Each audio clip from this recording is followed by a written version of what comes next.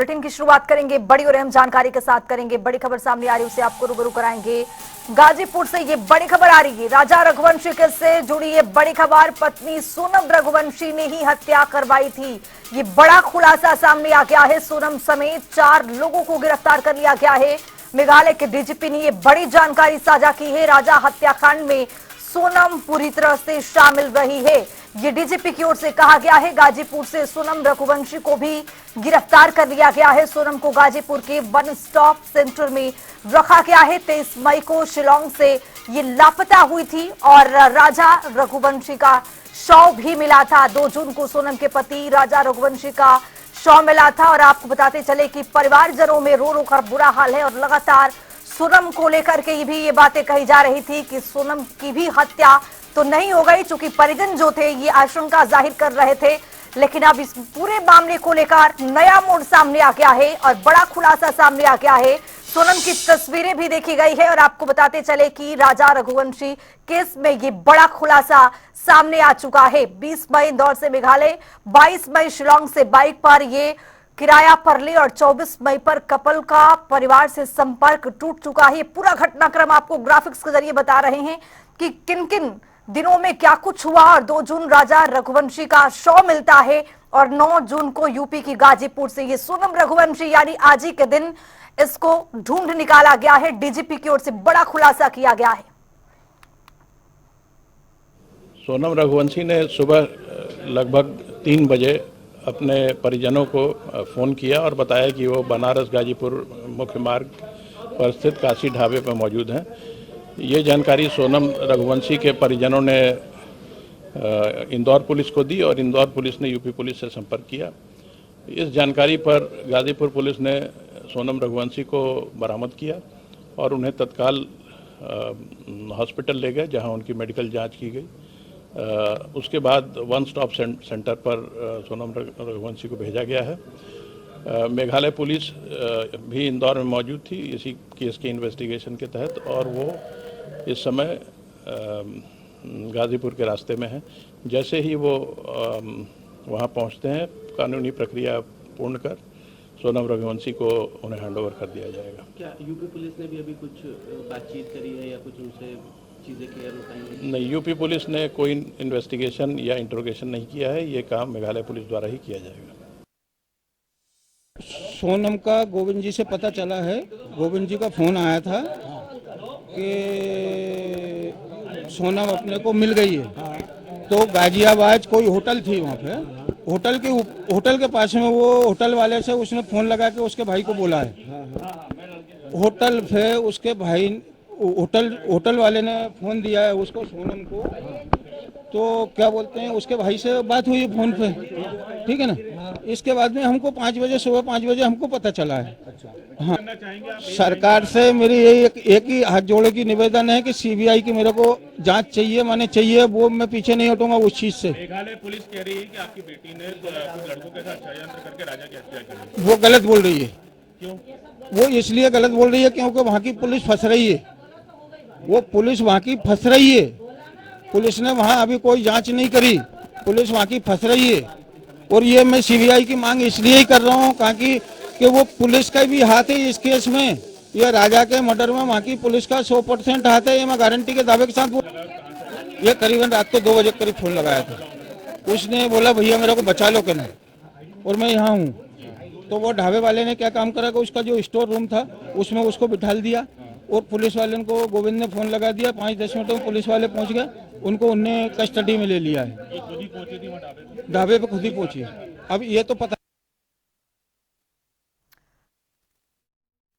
कर रहा था वो, लग रही थी कि आवाज राजा की। तो हमने यहाँ पे वो भी करा। तो राजा के दोस्तों ने बोला वो जब कुछ खाता जब ऐसा बोलता है। आप लोगों ने कभी नोटिस किया था कि इस तरीके से बोलता है वो? क्योंकि आपसे तो क्लियर बात करता, वो आपको तो बताता नहीं, जैसे वो कुछ खाता ना, जब वो ऐसी बात करता है।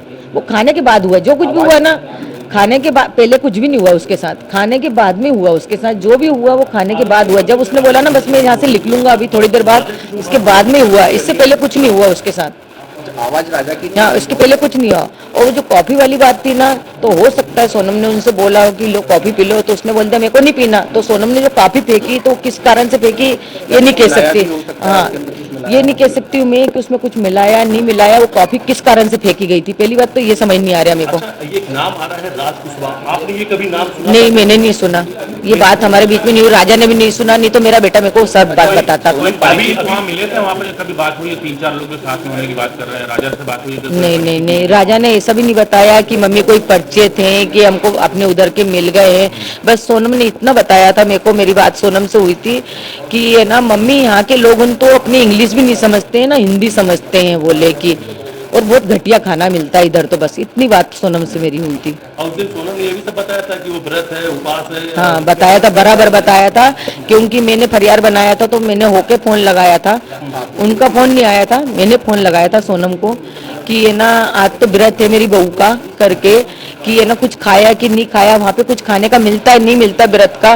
तो सोनम ने बोला मम्मी यहाँ पे तो कुछ भी अभी समझ नहीं आ रहा है, अभी तो हमें ना नीचे से ऊपर आ रहे हैं, चढ़ाई बहुत चढ़ पाए हैं। तो मैंने कि तुम्हारी सांस फूल रही है ना, तो बोले हाँ मम्मी मेरी सांस फूल रही है। तो मैंने कि कुछ खा लो तुम। तो उन्होंने बोला था कि कॉफी पी थी तो वो काफी इतनी गंदी थी, तो मैंने वो कॉफी फेंक दी। राजा ने कहा? राजा ने नहीं कहा, राजा ने नहीं फेंकी कॉफी, सोनम ने फेंकी थी। नाम तो जब सामने आ रहा है, सोनम पर ही ये संगीन आरोप लगे हैं, सोनम पर ही पूरी आरोप लग चुके हैं, क्या कहेंगे सोनम को लेकर? क्या सोनम पे आरोप लगे हैं, मैं चाहती जो 3 लड़के पकड़ा है पहले तो उनसे कड़ी से पूछताछ हुए, फिर इसके बाद सोनम से भी पूछताछ हुए, उसके बाद ही सोनम का नाम उसके बाद में अपन सोनम का नाम ले सकते हैं। अभी अपन कैसे ले सकते हैं उसका नाम? अपन ने, मैंने उसको दिल से मानी, मेरे बेटे ने दिल से माना। खिलाफ कर दिया है कि सोनम ही किराए पे लेकर के गई थी भाड़े पे और उसी ने मर्डर करवाया। हो सकता है सोनम ने जब उसको चेन पहनने का क्यों बोला, कौन पत्नी बोलती कि तुम चेन लेके आओ घर से, कोई पत्नी बोलती क्या? अच्छा, जाने का टिकट सोनम ने करवाया था, आने का टिकट नहीं करवाया, जाने का टिकट सोनम ने करवाया था। उसको तो ये भी नहीं पता होगा, इसके बेटे ने इसको बता दिया। और शिलोंग जाने का प्लान मेरे बेटे ने तो बता के गया था। अचानक से दर्शन करने के बाद में वो शिलोंग की तरफ चले जाते जबकि प्लान नहीं था, यानी प्लान नहीं था ना, यानी सोनम ने प्लान बनाया। ये सोनम ने बनाया हुआ, आगे उसकी जगह देखी हुई भी होगी, अपन को ये भी नॉलेज नहीं। हमारे घर से कोई भी नहीं गया, ना परिवार से गया, मेरे बेटे को उधर का नॉलेज नहीं था। वो इधर जाता, उत्तराखंड तरफ जाता है, भगवान के दर्शन करने जाता था। उनकी मम्मी ने बोला था कि हम अगले साल ही होके आए। उन्होंने यूँ बोला था हम अगले साल ही होके आए वहां से, वो लेके। और मैंने बोला कि मेरे को जैसा है ना, राजा की चेन मैंने एयरपोर्ट पे देखी, मैंने बोला बेटा तू चेन पहन के क्यों गया? तो बोले मम्मी मेरे को सोनम ने बोला था। अच्छा, उसने यूं बोला, तो मैंने कि मेरे को डर सा लग रहा, तो मैंने उनकी मम्मी से बोला कि देखो राजा चेन पहन के गया, मेरे को खतरा लग रहा है। तो हो सके वो खतरा किस कारण से लग रहा था कि वो चेन से ही खतरा सामने वाले को वो होएगा और ये बात वहीं के वहीं दब जाएगी, कुछ न कुछ बात कुछ होगी, कुछ प्लानिंग ही होगी ना। अच्छा, माँ को खतरे का आभास हो जाता है। मेरे को हो गया था खतरे का। कहा था कि अगर इसमें अपराध जिन लोगों ने किया उनको फांसी की सजा होना चाहिए।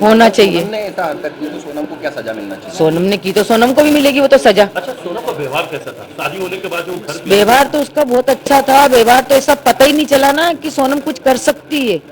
अभी भी यकीन नहीं हो रहा कि सोनम ने करके कैसे क्या हुआ। सोनम की कॉल डिटेल बता रही कि घंटों लगातार वो राज कुशवाहा से बात कर रही थी। यहाँ घर पे भी फोन चालू था, हाथ में फोन था? नहीं, मेरा फोन चालू था ना, स्विच ऑफ बता रहे। सोनम लगातार फोन बात कर रही थी। नहीं तो वो उनके यहाँ मालूम होगा कि उन लोगों ने कितनी बार बात करी, राज पूछताछ करी नहीं करी। मैं वो उसको पहचानती नहीं ना, कौन था, हमको जरा सी।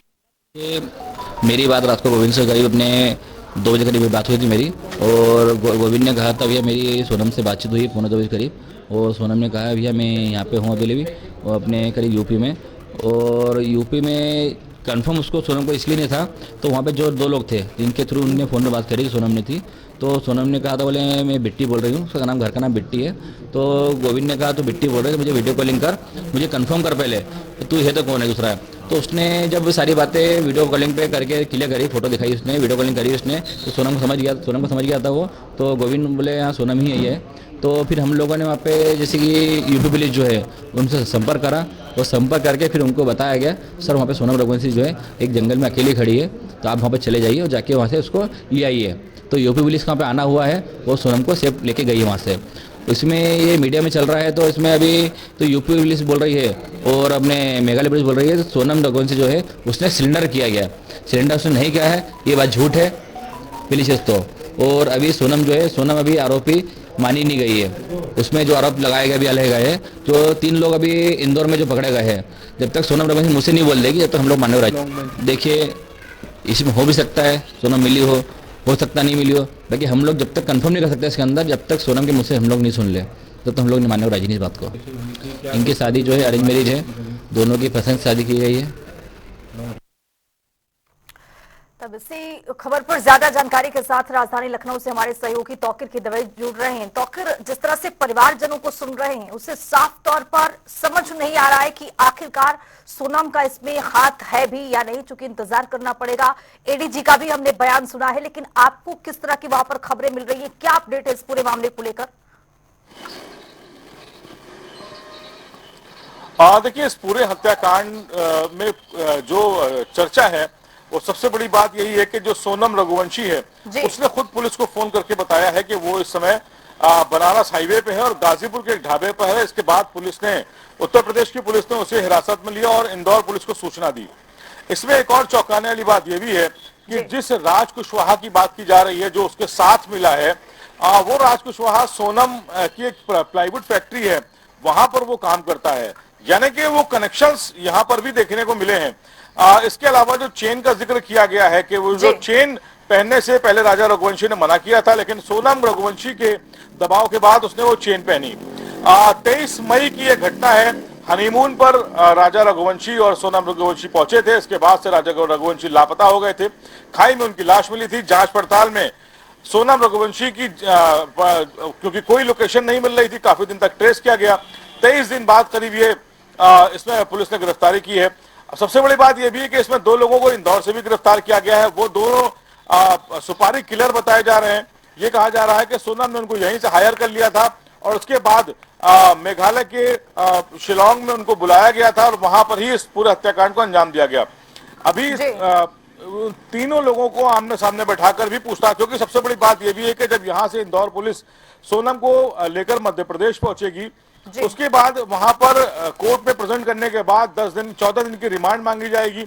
रिमांड पर सभी तीनों को लेकर जब पूछताछ शुरू की जाएगी और यह भी माना जा रहा है कि यहां से पुलिस उसे, सोनम को एक बार फिर मेघालय ले जाएगी और उसी स्पॉट पे ले जाकर भी पूछताछ की जा सकती है। यानी कि अभी पर्दे खुलने बाकी हैं, लेकिन हत्याकांड की वजह पूरी तरह से सामने नहीं आई है कि आखिर शादी के चंद दिनों बाद ही क्यों उसने अपने पति को मौत की घाट उतार दिया और सुपारी किलर के साथ इस पूरी वारदात को अंजाम दिया गया। ऐसी क्या प्लानिंग थी सोनम की जिसकी वजह से यहां से उसने खुद टिकट कराया मेघालय का और पति को लेकर वहां पर पहुंची थी। यानी कि पूरी कहानी स्क्रिप्टेड नजर आती है। शादी से पहले ही इसकी स्क्रिप्ट लिख दी गई थी क्या? ऐसे कई सवाल हैं जो 2 से 4 दिन बाद जब पुलिस से इस पर कस्टडी रिमांड में सोनम को लेगी, उसके बाद इसकी परतें खुलेंगी। लेकिन फिलहाल आज की कॉल सोनम की तरफ से क्यों की गई? क्या वो भागते भागते थक गई थी?